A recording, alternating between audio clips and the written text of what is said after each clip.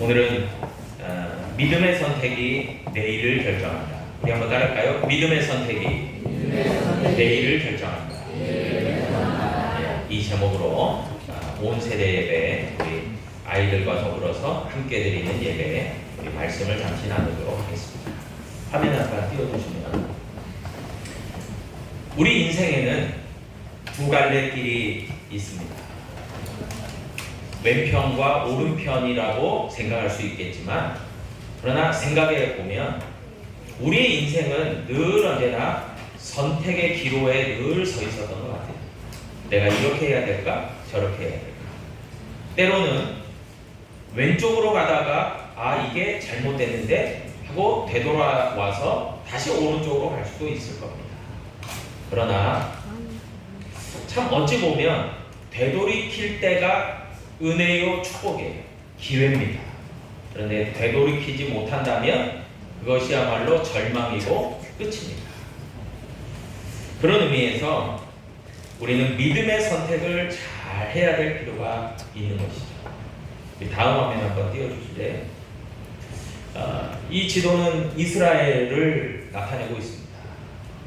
이스라엘 백성들이 모세의 지도 아래 출애굽했고, 그리고 하나님께서 약속하신 젖과 꿀이 흐르는 가나안 땅을 향해서 출발해서 나아갔죠. 그러나 저들에게 믿음이 부족해서 저들은 가데스 바네아에서 40일을 12명의 정탐꾼이 정탐하고 돌아와서 과연 하나님이 축복하신 땅이라고 했지만, 그러나 믿음이 없어서 들어가지 못하고 한 세대가 지나서 여호수아를 중심으로 이스라엘 백성들이 그 다음 세대가 가나안 땅으로 들어가게 돼요. 그래서 요단강을 건너서 지금 파랗게 밑에 쪽에 있는 것이 사해입니다. 그리고 위에 파랗게 있는 작은 호수 같은 것이 갈릴리 바다입니다. 이스라엘 백성들이요, 아래 파란색으로 있는 사해의 북쪽으로 요단강을 건너서 여리고로 첫 성으로 들어가고요. 그 다음에 아이성, 그렇게 가나안 중부 지역을 먼저 점령한 후에 남부 지역으로 내려가고, 마지막으로 저 멀리 북쪽 지역으로 올라가서 가나안을 다 정복하게 되었습니다. 그것을 이끈 믿음의 지도자가 바로 다음 그림, 다음 그림 띄워주세요. 여호수아입니다. 여호수아는 모세의 후계자죠. 그리고 모세를 도와서 이스라엘 백성들을 잘 이끌었던 지도자입니다. 여호수아 1장에 보면요, 여호수아는 모세의 뒤를 이어서 하나님의 역사를 이루어야 됐지만 참 주저함도 있었어요. 망설임도 있었어요. 과연 내가 할 수 있을까? 그럴 때 하나님께서는 여호수아에게 강하고 담대해라, 내가 너와 함께 하겠다, 참으로 너를 도와주겠다 약속하셨어요. 그리고 마침내 여호수아를 중심으로 이스라엘 백성들이 가나안을 정복하게 되어지는 겁니다. 그렇게 하나님께서는 마침내 약속의 땅 가나안을 주셨습니다. 한번 띄워주실래요? 그리고 세월이 흘러서 이제 여호수아도 하나님의 곁으로 가야 됐어요.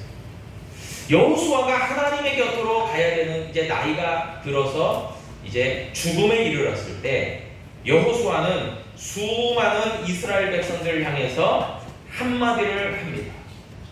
유언과도 같은 말을 하는 거예요.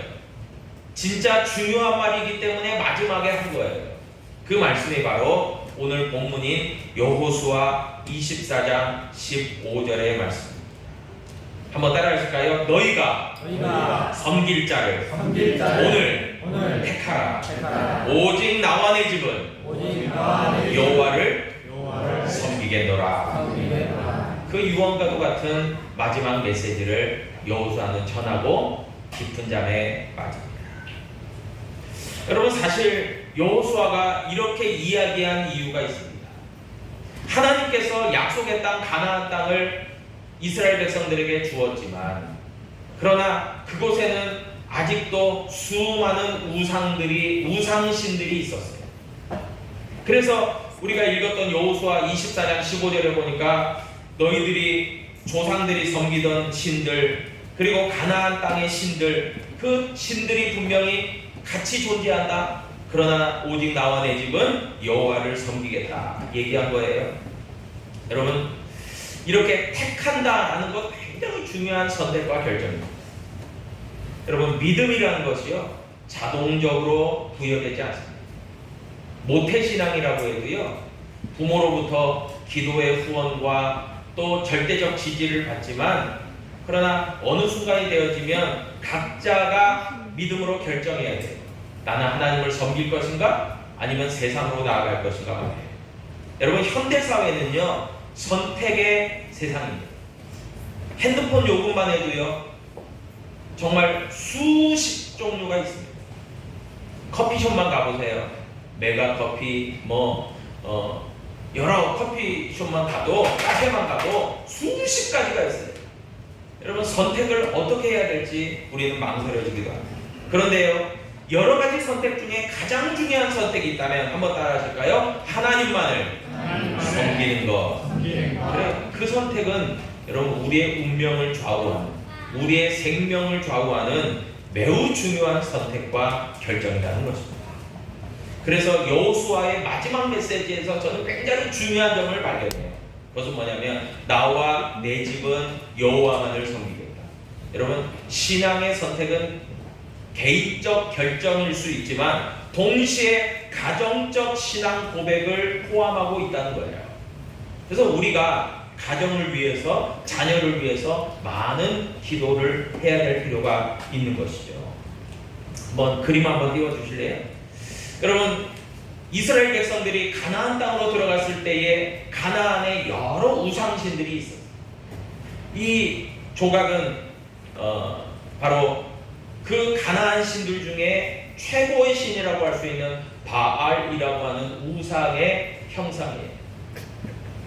그 다음 한번 마태복음 6장 24절을 보니까 한 사람이 두 주인을 섬기지 못할 것이니 혹 이를 미워하고 저를 사랑하거나 혹 이를 중히 여기고 저를 경히 여김이라 너희가 하나님과 재물을 겸하여 섬기지 못하리라 말씀해요.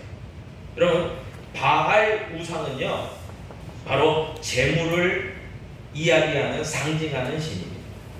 그 다음 한번 띄워주실래요? 사진이요. 이게 바로 가나안의 여성 우상인 바로 아세라 신입니다.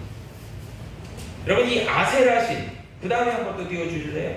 그 다음에 이제 그림으로 형상화되어 있지만 이것이 바로 몰렉이라는 우상입니다. 가나안 땅에 있었습니다. 그래서 그림이 좀 자세히 보이실지 모르겠지만 몰렉 신의 제사는 바로 어린 갓난아기를 불에 태우는 제사를 드렸습니다. 엄청나게 끔찍한 제사였습니다. 여러분, 그런데 레위기 18장 21절에 보니까요 하나님은 말씀하셨습니다. 너는 결단코 자녀를 몰렉에게 주어 불로 통과하게 함으로 내 하나님의 이름을 욕되게 하지 말라 말씀하셨습니다. 여러분, 바알, 아까 처음에 봤던 바알 우상은 바로 오늘날로 이야기하면 이렇게 해석할 수 있습니다. 바알은 재물과 연결되어 있어요. 그래서 사람들은요 물질이 많아야 축복받을 거다, 성공하고 출세해야지 잘 사는 거다, 그렇게 생각할 수 있다는 거예요. 그래서 우리의 마음 가운데도 바알 신이 우리의 우상이 될 수 있다는 거예요. 아까 세 여성들의 모양을 한 아세라 우상이 있어요.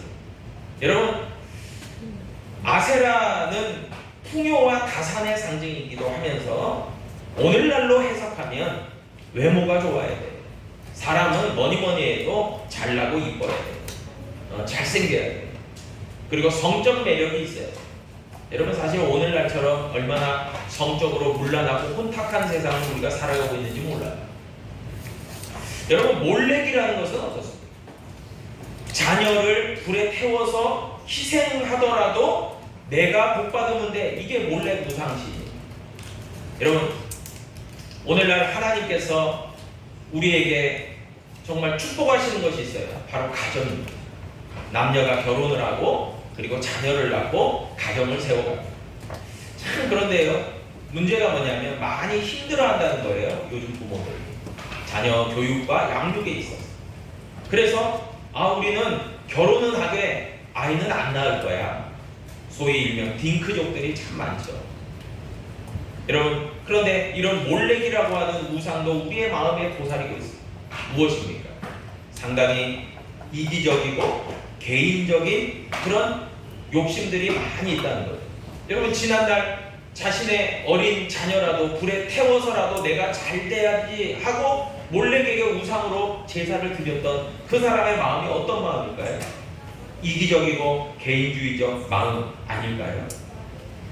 여러분, 그런 것들이 도사리고 있고 지배하고 있고 또 우리 주위에 참 많이 있다는 겁니다. 현대판 바알과 아세라와 몰렉이 우리 주변에 많이 있고 우리의 마음 가운데도 있다는 거예요.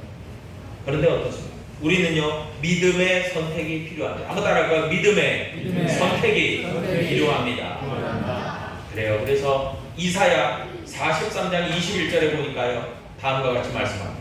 이 백성은 내가 나를 위하여 지었나니 나를 찬송하게 하려 함이니라. 아멘. 여러분, 찬송은 하나님을 노래한다라는 의미지만 하나님을 높인다, 하나님께 영광 돌린다, 하나님만을 예배한다, 그런 의미가 다 포함된 것 아니겠습니까? 다음 그림 한번 띄워주세요. 우리가 늘 하나님을, 아까도 우리가 찬양했지, 손을 높이 들고 주를 찾아. 여러분, 왜 손을 듭니까? 손을 든다는 것은요, 정말 의미가 있어요. 그것은 뭐냐면 찬양은요, 곡조가 있는 기도입니다. 내가 손을 들어서 하나님 앞에 표하는 거예요. 하나님만이 나의 주님이십니다. 하나님만이 나의 찬송을 받으실 분입니다. 하나님만이 나의 기도의 응답자이십니다. 그것을 고백하는 의미로 손을 드는 거예요. 여러분, 그 다음 보니까 기도의 손이 있습니다. 여러분, 우리는 늘 언제나 그 사랑의 하나님, 전능의 하나님 앞에 믿음으로 기도할 필요가 있는 거예요. 믿음으로 선택해야 됩니다. 마지막으로도 보니까 우리는 늘 하나님의 말씀이 중요합니다. 하나님, 내가 어느 길로 가야 됩니까? 인도하소서. 그럴 때에 우리의 지도가 되어주시는 것이 바로 하나님의 말씀인 것이죠. 여러분, 한 사람을 소개하고 제가 말씀을 마치자. 여러분, 성경에 수많은 선택의 기로에서 믿음의 선택을 했던 사람들이 참 많이 있지만 그 중에서도 믿음의 조상 아브라함이 있습니다. 여러분, 아브라함은요, 하나님의 어느 날 하나님의 명령을 받습니다. 너는 너의 본토, 친척, 아비집을 떠나 내가 지시하는 땅으로 가라. 그래서 아브라함은 믿음으로 선택하고 가나안 땅으로 가게 된 겁니다. 갈대아 우르를 떠났습니다. 여러분, 그렇게 믿음으로 아브라함은 선택을 해요. 결정을 합니다. 지금부터는 하나님을 쫓아 살아가겠다. 믿음으로 살아가겠다. 그렇게 아버지 데라와 그리고 조카 롯과 함께 수많은 양떼들을 이끌고 종들과 더불어서 가나안 땅으로 갑니다. 그럴 때 아브라함은 아직 아들이 없어요. 후계자가 없어요. 그러나 하나님은 분명하게 약속하셨어요. 아브라함아, 너의 후손들이 하늘의 별과 같이 바닷가의 모래와 같이 그렇게 많아질 거야. 그러나 아브라함의 현실은 어떻습니까? 자식이 없어요. 아들이 없어요. 참 안타깝죠. 그리고 참 답답하죠. 하나님은 분명히 약속하셨는데 그 약속은 언제 이루어지지? 그럴 때 잠시 동행했던 조카 롯이 보여요. 조카 롯을 보면서 자녀가 없으면 조카에게라도 내가 후계를 돌려줘야 되겠다, 이런 마음도 들었을 거예요. 그런데 하나님의 뜻은 아니었죠. 이제 아브라함도 나이가 먹고 조카 롯도 장성해서 저들은 분가하게 돼요. 그럴 때 하나님께서요, 먼저 조카 롯에게 아브라함은 양보를 하죠. 네가 우하면 내가 좌하고 네가 좌하면 내가 우하겠다. 너에게 선택 결정권을 먼저 주겠다. 그럴 때요, 롯은요, 소돔과 고모라를 향해서 나아갑니다. 그의 눈에 보여질 때는 물이 넉넉하고 마치 애굽 땅과 같았다 그랬어요. 그 요단들을 향해서 롯은 나아가게 됩니다. 그러나 얼마 지나지 않아서, 한 세대가 지나지 않아서 조카 롯이 선택한 소돔과 고모라는 하나님의 심판을 받고 멸망당합니다. 그러나 아브라함, 여러분 아브라함은요, 그가 하나님의 주신 마음을 가지고 헤브론의 산지로 올라갑니다. 헤브론은 그 산악지대. 산지로 올라갔을 때 하나님은 그에게 말씀하십니다. 너는 동서남북을 바라봐라. 바라볼 때요, 황량한 그런 지역만 보이는 거예요. 롯이 거주하는 땅처럼 물이 넉넉한 것도 아닙니다. 뭐 하나 제대로 되어진 게 하나도 없어요. 그런데도 하나님은 약속하셨어요. 아브라함에게 내가 보고 있는 지금 동서남북의 땅을 너에게, 너의 후손에게 축복의 땅으로 주겠다. 그런데 아브라함은 그걸 믿어요. 그리고 하나님, 제가 믿음으로 그것을 받겠습니다. 그렇게 믿음을 선택합니다. 그럴 때 여러분 놀라운 일이 벌어져요. 아브라함의 아들이 놀랍게 노년의 때에 태어나요. 그게 이삭입니다. 이삭에게 하나님께서는 두 아들을 주세요. 그 중에서 선택된 아들이 야곱이에요. 하나님은 야곱을 통해서 12아들을 주세요. 그 아들 중에서 요셉을 특별히 하나님이 세우셔서 놀라운 역사를 이루시죠. 여러분, 그런데 놀라운 것은 처음에 여호수아가 이스라엘 12지파를 데리고 가나안 땅으로 들어가죠. 그 12지파의 할아버지들이 누굽니까? 바로 아브라함의 그 후계인 손자인 야곱의 12아들. 그러니까 아브라함의 증손자들, 아브라함의 12명의 증손자들이 가나안 땅으로 다 들어가는 거예요. 놀라운 역사가 이루어져요. 시대는 변합니다. 우리의 어떤 삶도 늙어질 수 있습니다. 그러나요, 저와 여러분들에게 분명히 요구되는 것이 있어요. 바로 그것은 뭐냐면 하나님이 우리의 기업이 되신다. 한번 따라하겠습니다. 하나님이 우리의 기업이시다. 아멘. 여러분, 기업이라는 것은 뭡니까? 영어로 말하면 유산, 영어로 말하면 헤리티지. 우리가 믿음의 유산을 자녀들에게 잘 물려줄 때요, 여러분, 우리의 처지와 상황은 녹록지 않아요. 참 우리가 살아가는 시대, 세상은 참 쉽지 않습니다. 그러나 하나님을 우리가 믿음으로 선택하고 믿음으로 나아갈 때는요, 반드시 하나님께서는 우리의 가정과 자녀들을 축복하실 줄 믿습니다. 그 축복이 있어야 우리가 믿음으로 승리하고 살아갈 수 있는 거예요. 여러분, 바라기는요, 우리 온 세대 예배를 드리는 우리 사랑하는 우리 복된 자녀들, 그리고 우리 모든 귀한 부모 세대, 정말 믿음으로 선택해서 하나님을 섬기겠다는 것을 선택해서 믿음으로 나아갈 수 있는 저와 여러분 될 수 있기를 주님의 이름으로 축복합니다. 아멘. 제가 말씀을 좀 짧게 요약해서 전하는 것은 다 이유가 있습니다. 찬양하고 기도하고 마치기 전에 우리 옆에 있는 우리 자녀들을 향해서 우리가 부모 세대가 기도하는 시간을 잠시 갖도록 하겠습니다. 자녀를 위한 부모기도. 주보를 한번 참조하시면 주보에 자녀를 위한 기도문이 있습니다. 우리 가능하면 우리 자녀들을 향해서 나아가서 우리 아빠와 엄마에게는 자녀들을 향한 축복권이 있습니다. 하나님이 축복해 주시는 그 권한을 주셨어요. 우리 자녀들을 안아주셔도 되고 우리 손을 그 자녀 머리에 얹어도 돼요. 괜찮습니다. 목사님만 안수하는 거 아니에요. 부모도 안수할 수 있어요. 네, 그렇게 안아주셔도 되고 머리에 손을 얹어도 되고 우리가 다 함께 우리 자녀들은 기도할 때는 눈을 좀 감으세요. 네, 이렇게 옆에 쳐다보고 그러면 안 되고 눈을 좀 감으시고 우리 부모들이 간절한 마음으로 자녀를 위한 기도문, 공동기도문입니다. 이 공동기도문으로 같이 읽고 기도하고 그리고 우리 자녀를 마음껏 축복하는 시간을, 그렇게 기도하는 시간을 갖도록